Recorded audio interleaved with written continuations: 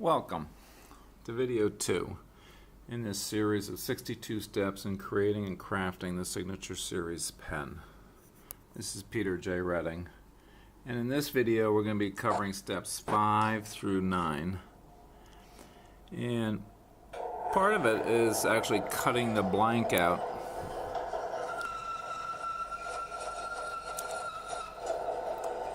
which is just enough to the length of the brass tube that comes with the pen kit.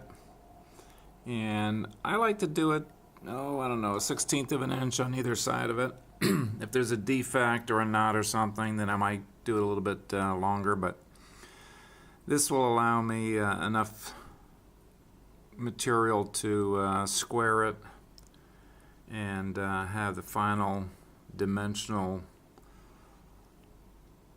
portion that I need to have in order to create the pen and have it be the length that I need to have it. You're now seeing me put it into the pen blank centering jig. I love this jig. This jig cost me, I think, about $50 a couple of years back, and I can't imagine trying to do this freehand or any other way. If you don't have this, you can do it on your drill press, or you can do it on your lathe. You can do it freehand. There are jigs that you can create for a handheld drill, but I just like doing it with the drill press. It comes down square and true. The centering jig allows me to center the laser directly in the middle of it. I'm not one to draw lines back and forth to square it up or to center it, but you're seeing the brad point drill now coming down into the drill, into the pen blank. Again, this wood is Chechen, which is incredibly hard and incredibly dense and incredibly heavy. And so it's just real steady, real easy. You'll hear it squealing here in a minute, and just, relieve it of the sawdust and chips that are created down the bottom, bringing it up often, very often actually. The harder the wood is, the more often you want to clear those chips and dust from inside to prevent it from heat checking and cracking and chipping.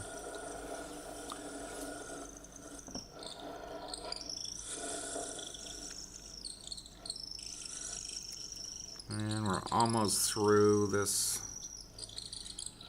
pen blank. Pen blank measures 3/4 of an inch by 3/4 of an inch. And I don't really measure them when I make a mark to cut them. I just use the brass tube that comes with the kit and draw a line, and like I say, have it maybe a 1/16 of an inch on either side. And here you see it clean cut through. We now move over to my official glue station, and I like to use two types of glue. I use a super glue, which is pretty viscous, meaning it runs, it's pretty runny.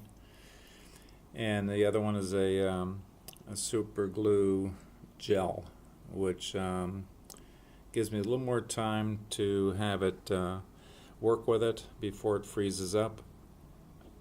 And also, I think it gives a little thicker coat to the brass tube.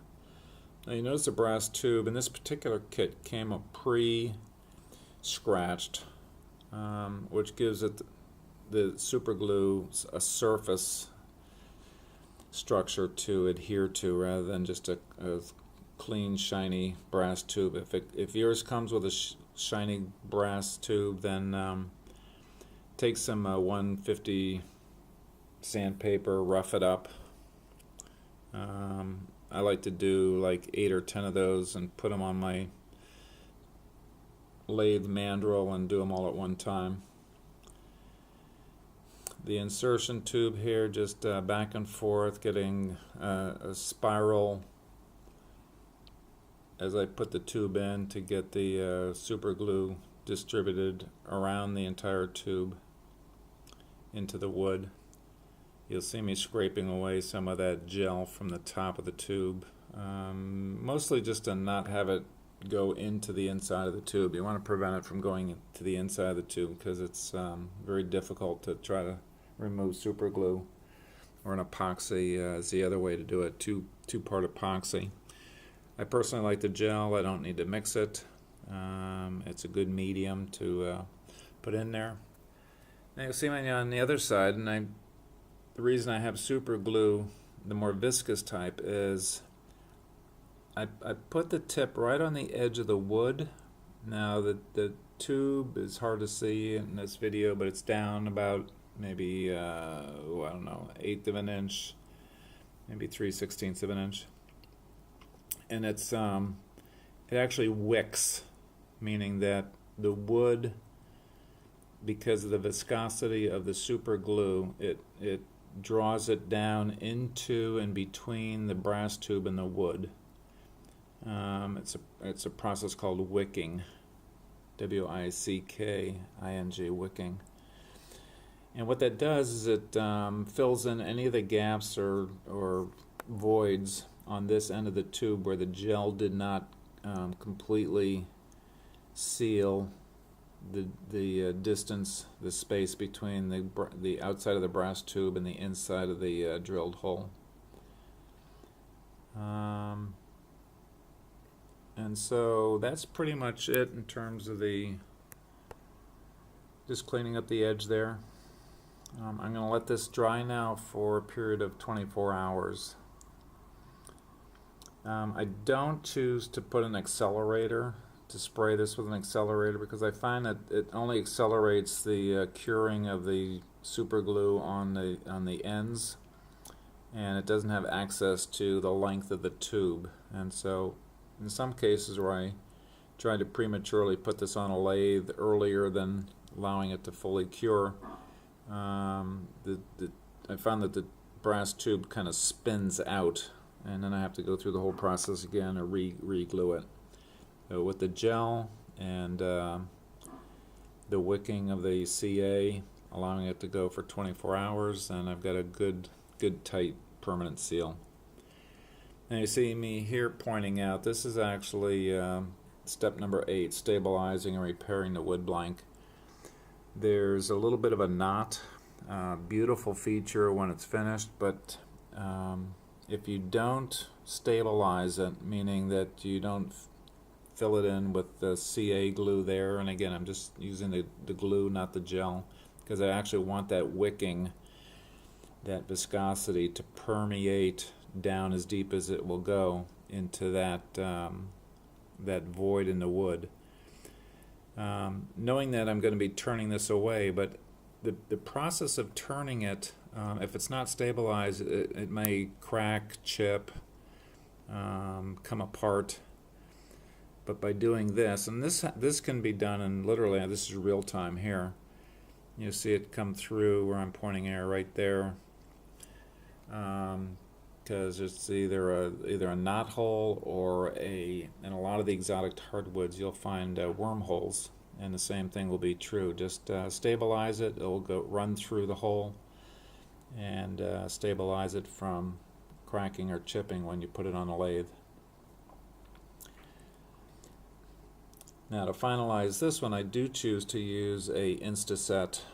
This comes from Penn State. I get a lot of my materials from Penn State. Great, I have no commercial thing with them, but they have great materials, great products, and I stand behind them. So really enjoy working with them. Buying my supplies. Probably 95% of my supplies come from Penn State. You also see some of the character of the wood come out here as an early glance or glimpse into the beauty of this Chechen with the wetting of the Instaset. And it's literally set right now, by the way. I mean, this takes 1 second, 2 seconds for it to stabilize, harden, and it's ready to go. So I don't have to wait 24 hours for this particular step. I can immediately go right into the squaring, which is what is up next. Squaring to 90 degrees and trimming the wood blank to final tube length is step number 9. So I put it into the vise. This is a handheld drill, power cord, less basically. And this is a 3/8 inch barrel trimmer that I have in the drill now. I also have a 7mm because some of my pens are a 7mm brass tube. This is a 3/8 inch brass tube that I'm going to be using on this Gatsby Grande. I always start with the thinner end. That last you saw me drill down so that I get down to the brass tube, and then I see that shiny ring. So two important things here. One is you want to be careful to honor the wood, the character of the wood here. And again, very hard, very dense wood. So this is slow and easy, not trying to, muscle it. Let the drill do the work. And the second thing is you want to get down to that brass tube. You don't want to leave any wood because the brass tube is going to fit into the metal fittings of the pen. The second thing is once you get down to the brass tube, you want to stop almost immediately as soon as it's shining at you, because this drill trimmer will actually start chewing away at the brass tube itself, because brass is a relatively soft metal. And if you chew away too much of the brass tube, then the pen, the way it's been designed, and the length of the pen, and the mechanisms, and the twist mechanisms, and all the rest of it, won't work properly. So you want to come right down to it. You want to get the shiny edge of the brass tube and and stop. You also notice here that the importance of centering the hole in the jig becomes important, because it's less likely to chip out or crack or come off of the ends when you've got a full surface to square. So I return wood and reconnect people to their original and innate brilliance that has been there since birth, is there now, and will always be there. Hope you enjoy the journey.